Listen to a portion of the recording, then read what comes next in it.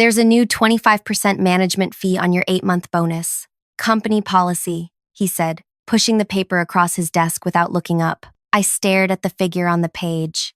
$15,000, reduced to $11,250. A management fee, I repeated, the words tasting strange.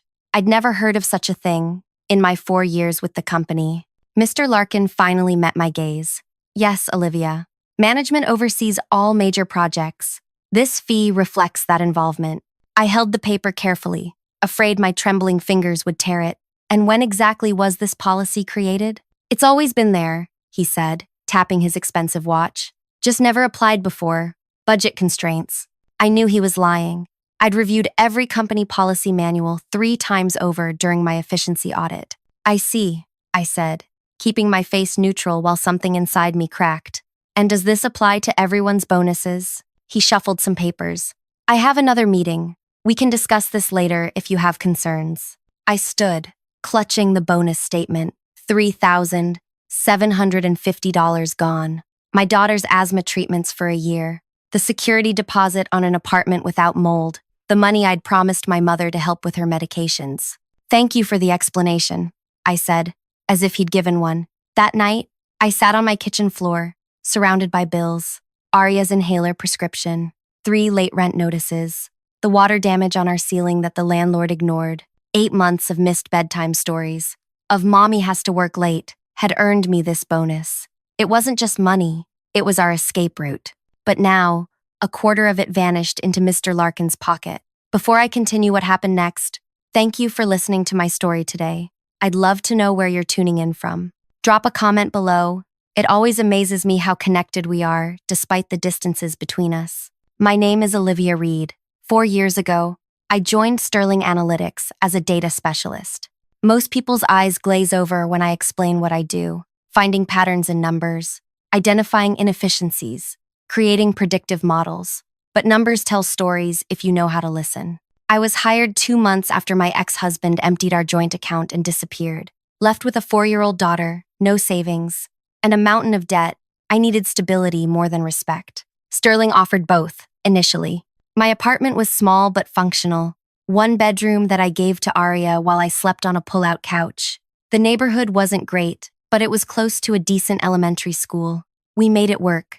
My supervisor, Trevor Larkin, recognized my talent immediately. You have a gift, he told me during my first performance review. You see connections others miss. What I saw about Trevor, he had an uncanny ability to take credit for his team's successes while distancing himself from failures. He maintained connections with upper management through golf games and whiskey tastings, activities I couldn't join as a single mother with no childcare options outside work hours. For 3 years, I kept my head down. I arrived early, stayed late when my mother could watch Arya, and delivered spotless analyses that Trevor presented as collaborative efforts.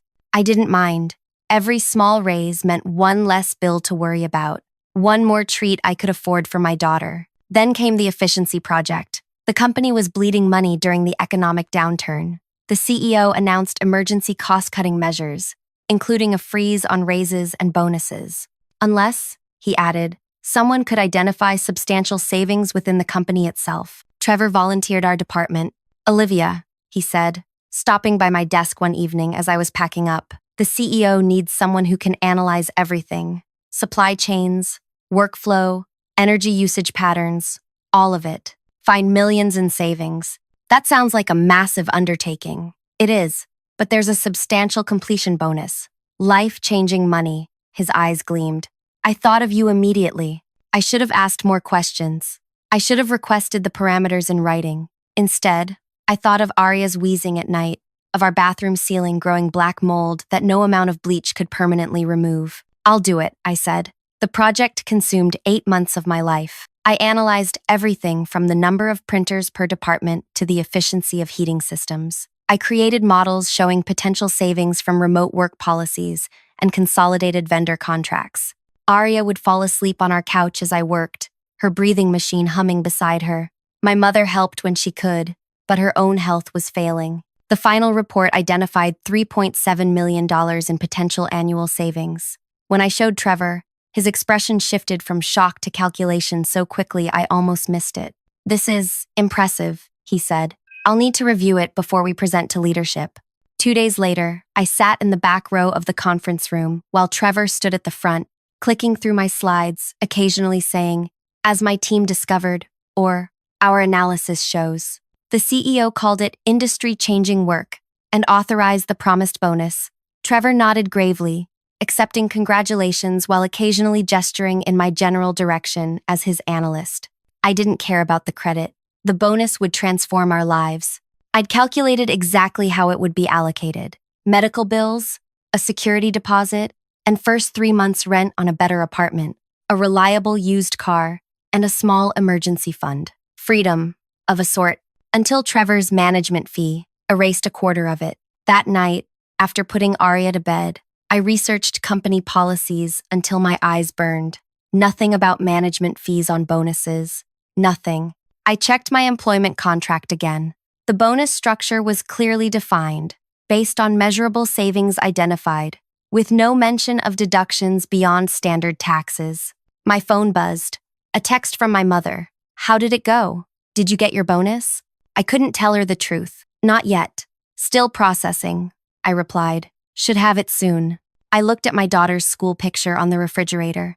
Arya had her father's curly hair and my determined chin. She'd been so brave through all the moves, the tight budgets, the nights I came home exhausted, 8 years old and already understanding concepts like, "We can't afford that right now," and "maybe next month." The management fee wasn't just about money. It was about dignity, about promises kept or broken. I opened my laptop again, this time pulling up our company's financial disclosure policies, then the employee handbook section on reporting ethical concerns. Finally, the organization chart. Trevor reported to the vice president of analytics, who reported to the chief operations officer, who reported to the CEO. 3 layers of management that might or might not take my concerns seriously. There had to be another way. I noticed an alert pop up on my calendar app. Team meeting tomorrow at 9 a.m. Trevor would be presenting the quarterly plan. The chief financial officer often attended these meetings to discuss budget implications. A plan began forming in my mind. The next morning, I stopped by Donut Palace on my way to work and bought 24 assorted pastries, something I'd never done before. The woman behind the counter raised her eyebrows when I requested an extra-large black coffee with the order. "Long night?" she asked. "Long 8 months," I replied. "But maybe things are looking up." I arrived at the office 30 minutes early. Most of my colleagues were already at their desks, surprised when I offered them donuts. "What's the occasion?" asked McKenna, our marketing liaison. "Just grateful for such a supportive team," I said, my smile feeling strange on my face. I saved a maple bar, Trevor's favorite, and placed it on a napkin beside his usual seat in the conference room, along with the large black coffee. When he walked in, his appearance startled me. Trevor wore the same clothes as yesterday, with dark circles under his eyes. His normally perfectly combed hair looked hastily fixed. "Late night?" I asked innocently. He grunted something about finalizing the quarterly budget and grabbed the coffee gratefully. As our colleagues filed in, I noticed Trevor checking his phone repeatedly, his forehead creasing. He seemed distracted, nervous even. "Let's get started," he finally said, standing at the front of the room. "We have a lot to cover. First, the Williams contract." I raised my hand slightly. "Actually, I have a quick question about the new bonus fee structure." His coffee cup froze midway to his lips. "We can address that privately, Olivia. It's just, I'm confused," I continued, looking around the table. "Did everyone else's project bonuses have the 25% management fee too?" Confusion spread across my colleagues' faces. "What management fee?" asked McKenna, our finance coordinator. The door swung open. The CEO walked in with the chief financial officer. "Sorry to interrupt," said the CEO, his tall frame filling the doorway. "Just wanted to personally check on implementing those brilliant cost-saving measures." He nodded at me. "That analysis was remarkable work." Trevor's laugh sounded brittle. "We were just discussing implementation strategies." "Actually," I said softly, "we were discussing the new 25% management fee on project bonuses. I wanted to understand when this policy was created." I turned to the CFO. "Would your office have records of when this policy was implemented?" My supervisor's face drained of color. The CFO frowned. There's no such policy, she said. Trevor cleared his throat. It's a recent implementation. Perhaps it hasn't reached all departments yet. I removed a folder from my bag. That's strange. Here's my bonus statement, with the deduction clearly marked as management fee, company policy. I slid the paper toward the CFO, who picked it up with a deepening frown. I've never seen this format before, she said, examining the document. I nodded. I thought it seemed unusual too. The CEO stepped forward. What exactly are we talking about here? A misunderstanding, I'm sure, Trevor said quickly. Olivia received her project bonus yesterday, and there seems to be some confusion about standard deductions. A 25% deduction isn't standard, I said quietly. And according to my employment contract, the bonus structure is very specific. I slid a second paper forward. Not bank transfers, as everyone expected, but a single spreadsheet. The quarterly budget Trevor had accidentally left open on his computer when he rushed to the bathroom after I brought him his favorite donut. A budget showing a special performance incentive matching exactly 25% of my bonus, allocated to himself. The room went silent. The CFO gently took the paper, studied it, then passed it to the CEO. Where did you get this? Trevor demanded, his voice rising. Your computer screen. You left it open when you stepped out earlier. I was leaving the financial projection you asked for on your desk. I met his gaze. I wouldn't normally look at your files, but seeing my bonus amount with that exact 25% figure under your name caught my attention. The CEO's expression hardened. Trevor, is there an explanation for this? Trevor's laugh sounded hollow. This is ridiculous. It's obviously a mistake in the spreadsheet. I was working late on budget allocations, which don't typically include redirecting portions of employee bonuses to management, the CFO interrupted. She turned to me. Miss Reed, how long have you worked here? 4 years next month, I answered. And has this happened before? Deductions from your compensation that seemed unusual? I hesitated. There had been other instances, smaller ones, a promised raise that came through, lower than discussed, a training opportunity that required an administrative fee I later discovered no one else paid. There have been discrepancies, I said carefully. The CEO's jaw tightened. I think we need to continue this conversation in my office. Trevor, please bring all bonus documentation from the past year. Miss Reed, if you'd join us as well. He turned to the rest of the team. Meeting adjourned for now. As everyone filed out, Trevor grabbed my arm. You have no idea what you've done, he hissed. I gently removed his hand. I think I do. My phone buzzed in my pocket, a text from my childcare provider. Arya had another asthma attack at school. They'd given her the rescue inhaler, but she needed to go home. I felt the familiar twist of anxiety, the impossible balance between being a mother and keeping the job that allowed me to be a mother. I need to make a call, I told the CEO. My daughter's ill. It will just take a minute. He nodded, his expression softening slightly. I stepped into the hallway, arranging for my mother to pick up Arya, despite her own chronic pain. Another favor I'd have to repay, another apology I'd have to make. When I returned, Trevor was already in the CEO's office, his voice audible through the door. Completely dedicated to this company. One misunderstanding shouldn't erase years of leadership. I knocked and entered. The CFO sat reviewing documents, while the CEO stood looking out the window. Miss Reed, the CEO said, turning. Please sit. I took the chair farthest from Trevor, whose face had morphed from anger to a calculated pleasantness. I've explained the situation, Trevor said smoothly. The management fee was my mistake, a misinterpretation of new budget guidelines. I'll certainly rectify the error immediately. The CEO studied me. Is that satisfactory, Miss Reed? Was it? The money would be returned, but the betrayal remained. The pattern would continue with someone else, someone who might not catch it or couldn't afford to speak up. May I ask a question? I said. The CEO nodded. If there was no policy, why was the deduction labeled as company policy on my statement? That seems very specific. Trevor's pleasant expression flickered. As I said, it was a misinterpretation. Of what exactly? The CFO interrupted. Which budget guideline specifically mentions deducting from employee bonuses? Trevor had no answer. The meeting continued for another hour. I answered questions about my work on the efficiency project, about previous interactions with Trevor, about other financial discrepancies I'd noticed. By the end, the CEO asked Trevor, to take a temporary leave while they conducted an investigation. The CFO assured me I'd receive my full bonus immediately, plus interest. As I gathered my things to leave, Trevor stopped me at the elevator. "You didn't have to do this," he said, his voice low.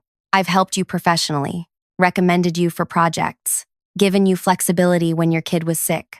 You also took credit for my work and stole part of my bonus," I replied. "It's not stealing when you've done all the groundwork," he snapped. "You think generating those reports was easy? Convincing leadership to approve that level of bonus? I deserved compensation for managing the project. You were already compensated. It's called a salary." The elevator arrived.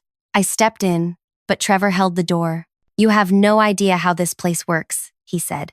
"No idea who I know, who trusts me. This won't end well for you." I thought of all the late nights, the missed bedtime stories, the promises to Arya that things would get better. "It already didn't end well for me," I said as the doors closed between us. When I arrived home that evening, the apartment felt smaller than usual, the water stain on the ceiling more prominent. Arya sat at our tiny kitchen table doing homework, her breathing machine humming beside her. "How are you feeling, sweetheart?" I asked, kissing the top of her head. She shrugged. "Okay." Grandma made mac and cheese. My mother emerged from the bathroom, her movements slow and careful. Her rheumatoid arthritis was flaring again. "You're home early," she said, surprised. "Big day at work," I replied, not ready to explain everything. After Arya went to bed, I told my mother what happened. Her expression shifted from shock to worry. "What if he retaliates? Men like that don't just accept defeat." "The CEO and CFO saw the evidence," I said. "What can he do?" But as the days passed, I discovered exactly what Trevor could do. Subtle things at first. Emails I sent wouldn't reach their recipients. Files I needed for projects disappeared from shared drives. Colleagues who normally chatted with me at lunch suddenly found reasons to eat at their desks. A week after the meeting, the vice president of analytics, Trevor's direct superior and longtime golf buddy, called me into his office. "I understand there was an incident with Trevor," he began. "There was a financial discrepancy that's being investigated," I replied carefully. He nodded. "Yes. Well, while that investigation continues, we need to ensure all departments maintain productivity. I'm reassigning some of your projects to distribute the workload more evenly." By the end of the day, I'd lost access to the efficiency implementation I'd spent 8 months developing. My new assignment was auditing supply closet inventory across all 5 office locations. That night, I couldn't sleep. The full bonus had been deposited to my account as promised, but now my position seemed precarious. Without the visibility of important projects, how long would I remain valuable to the company? The next morning, I received an email from a name I didn't recognize, Elizabeth Torres, head of internal audit. She requested a meeting at 2 p.m. When I arrived at her office, I found a woman perhaps 10 years my senior, with close-cropped gray hair and sharp eyes. "Thank you for coming, Miss Reed," she said, gesturing to a chair. "I've been reviewing the efficiency report you created. Impressive work." "Thank you," I said, surprised, though I'm no longer assigned to the implementation. "So I heard." She studied me. "I also heard about the incident with Mr. Larkin." My stomach tightened. "That matter is under investigation." "Yes, by my department. That's why I wanted to speak with you directly." For the next hour, Elizabeth asked detailed questions about my interactions with Trevor, about financial irregularities I'd noticed, about project credits and compensation discussions. I answered honestly, providing dates and details where I could. "Do you have documentation of these other incidents?" she asked. "Some," I admitted. "I started keeping records after the second time. A promised raise came through, smaller than discussed." She nodded, making notes. "Smart. And how many others on your team experienced similar issues?" "I don't know," I realized. "We don't discuss compensation much." "Precisely why these situations persist," Elizabeth said. "Isolation is a powerful tool." As our meeting concluded, she handed me her card. "If you remember anything else, or if you experience any form of retaliation, contact me directly." Retaliation? Isn't that already happening with my project reassignment? Elizabeth's expression remained neutral.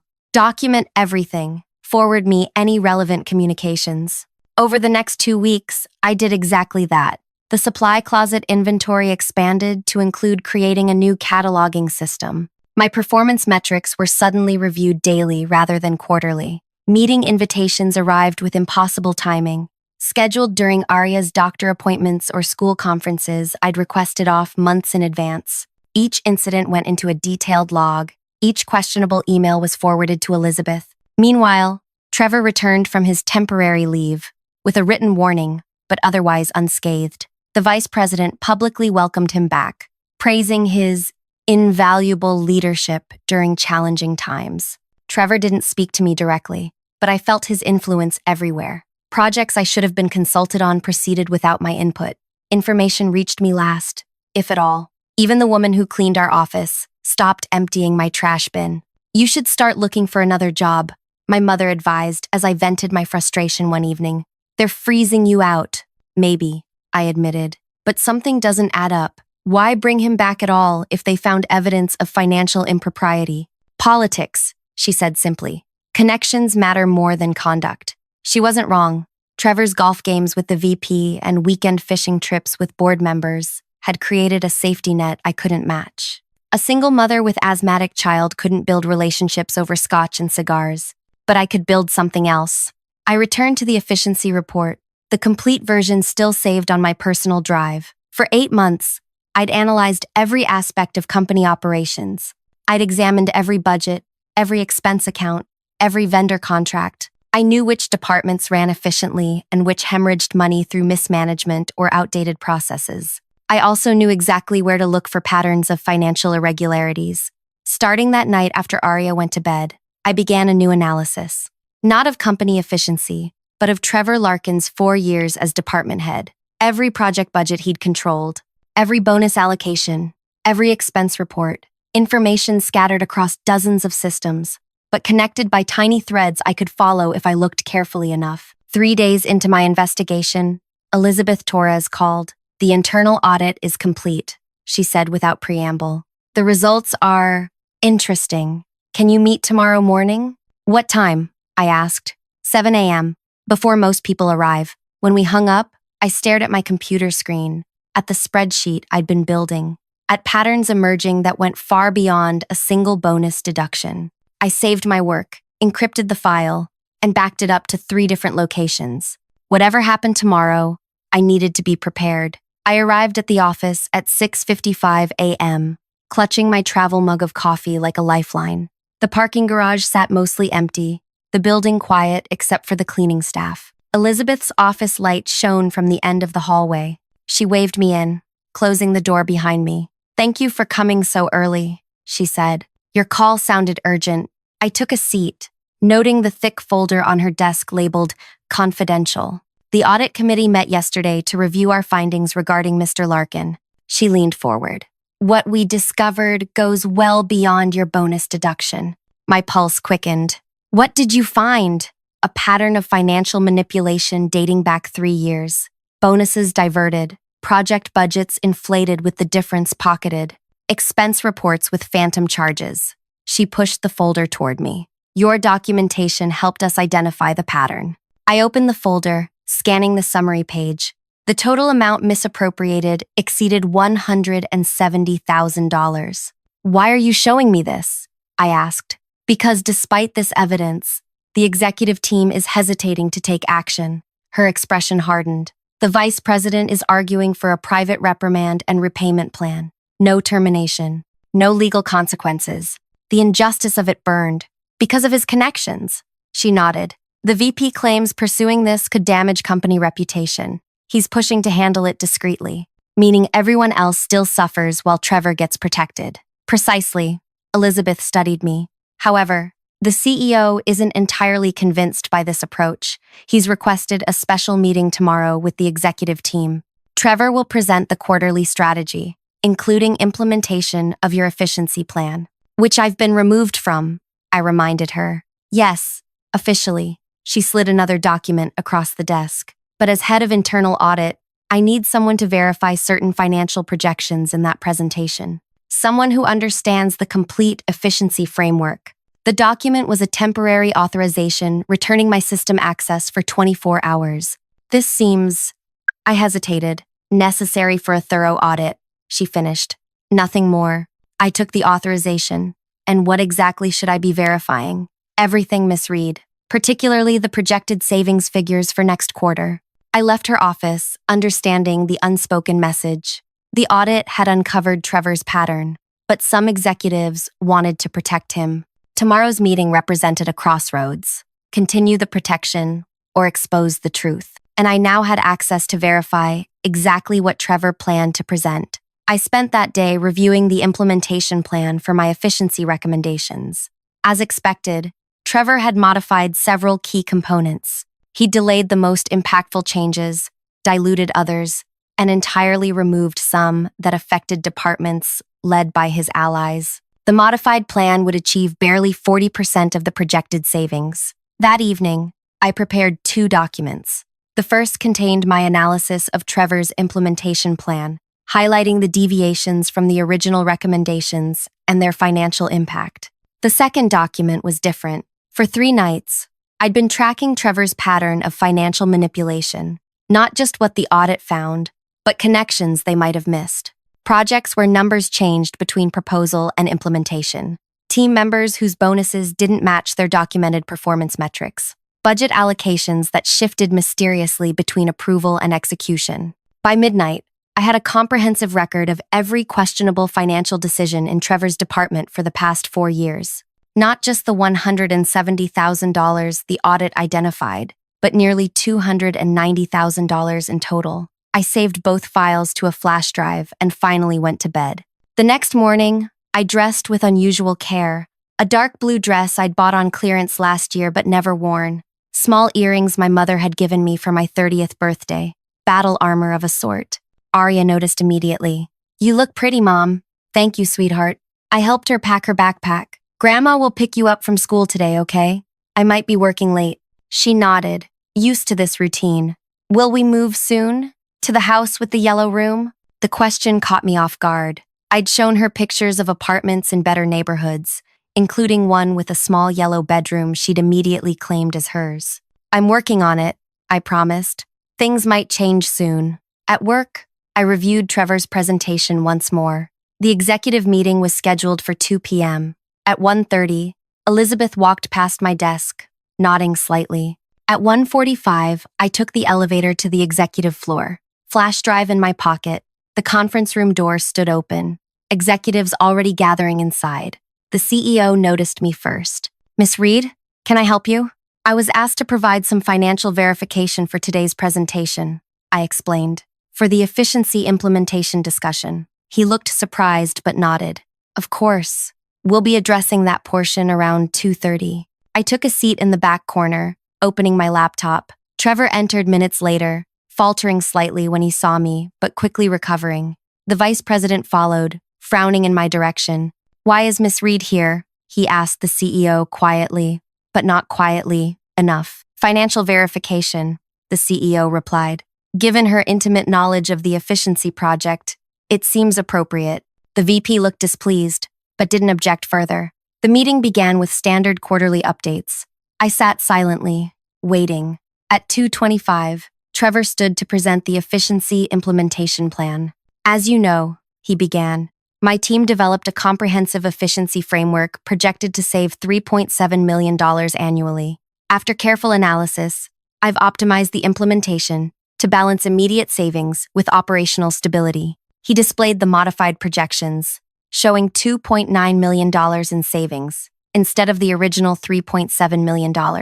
Still impressive, but significantly reduced.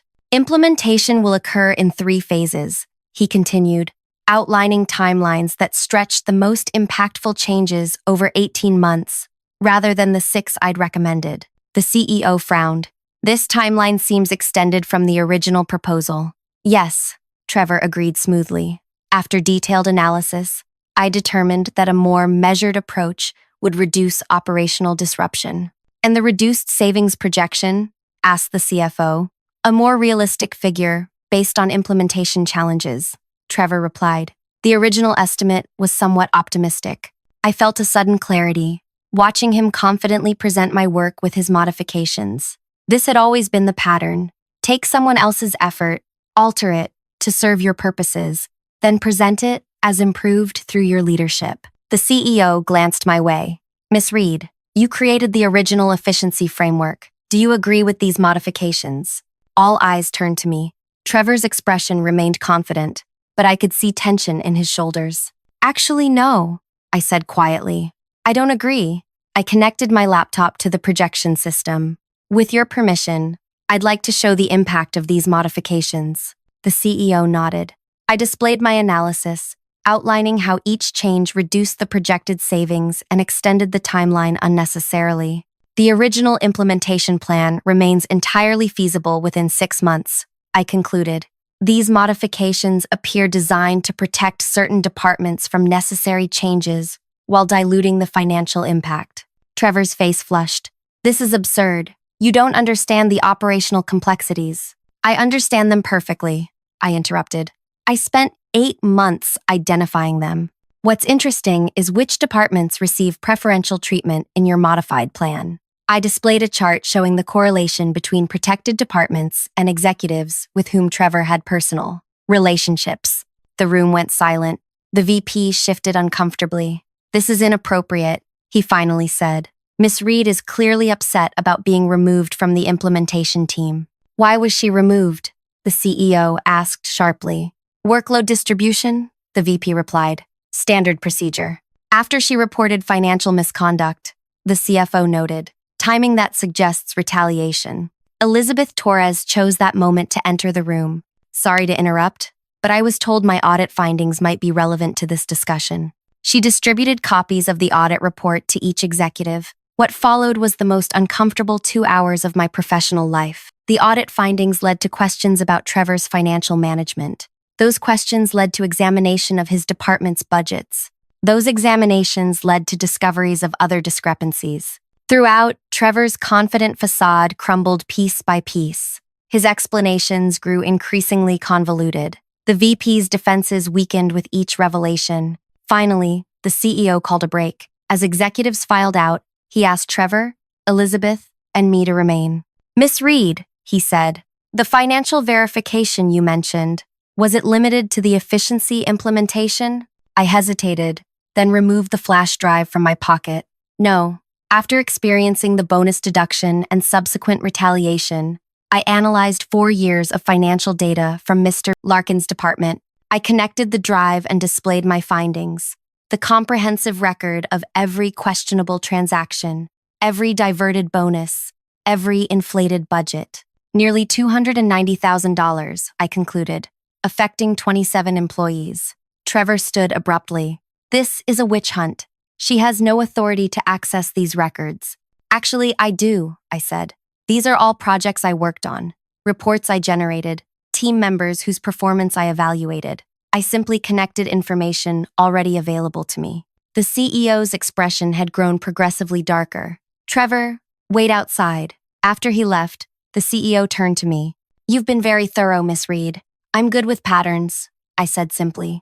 3 weeks later, I signed mortgage papers on a small house in a clean school district with good air quality. My daughter's new bedroom had yellow walls she helped paint herself. The aftermath at work unfolded quickly. Trevor was terminated immediately. The VP resigned the following week. The company filed insurance claims for the misappropriated funds and began the process of repaying affected employees. I received my full bonus plus compensation for the raised discrepancies Trevor had engineered over years. The amount was substantial, enough for a down payment on the modest house I'd never imagined owning. The CEO created a new position for me, Director of Operational Accountability, leading a team of 3 analysts. My first task was implementing the original efficiency plan, which ultimately exceeded the projected savings. Sometimes when Arya is sleeping, I sit in our small backyard and think about choices. Trevor lost everything, his job, his reputation, and possibly his freedom after the financial audit led to a criminal investigation, revealing a pattern going back much further than his time at our company. I never wanted to destroy anyone. I just wanted what was rightfully earned. I wanted my daughter to breathe easily in a home without mold. I wanted to answer her questions about money without that knot of anxiety in my chest. Power corrupts when it operates without accountability. Trevor believed his connections protected him from consequences. The VP thought company hierarchy outweighed company ethics. They were both wrong. My revenge wasn't crafty or complex. It was simply the truth, meticulously documented and presented when it mattered most. Arya starts third grade next week. Her new school has a science program she's excited about. Her asthma attacks have decreased by 70% since we moved. My mother lives in our spare room now, her medical care finally consistent. These are the real consequences, not just Trevor's downfall, but my daughter's rising health, not just financial recovery, but the breaking of a cycle of powerlessness. Not just professional advancement, but the knowledge that systems can change when people speak up. If you've stayed with my story this long, thank you. Your time and attention mean more than you know. If something in this resonated with you, please leave a comment sharing your thoughts. Have you ever faced a situation where speaking up felt impossible but necessary? How did you handle it? Every story shared helps someone else feel less alone in their struggle. And if you found value here, consider subscribing for more. We're all just trying to find our way through complicated situations. It helps to walk together.